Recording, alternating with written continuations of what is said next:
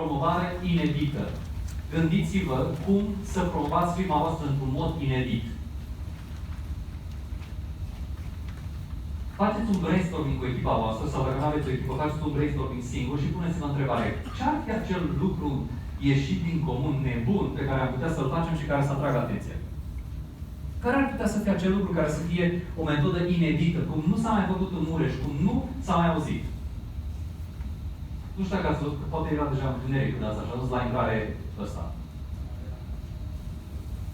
Este True Travel, este o agenție de turism de aici, din Târgu Mureș. Păi dacă plimbi trabantul respectiv prin oraș, atrage atenția. Nu cred că e foarte scump să cumperi un trabant de genul acesta, nu cred că e foarte scump să vopsești trabantul respectiv acesta. E ceva ieșit din comun. E ceva diferit. Vă rog să notați un lucru pe foile voastre legat de promovare. Nu contează cât de mult ceea ce faci, contează cum faci. Nu contează atât de mult ce faci, ci cum faci.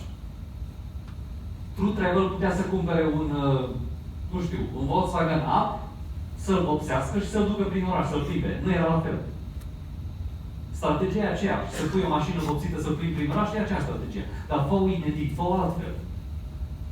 Și rezultatele pot să fie mai interesante. Am promovare inedit. Gândiți-vă, faceți brainstorming. Cum am putea să promovăm firma noastră într-un mod inedit? Gândiți-vă și la chestii stupide, dacă vreți. Chestii ciudate. Chestii pentru care v-ar amenda. S-ar putea să fie cele mai bune idei pe care le aveți.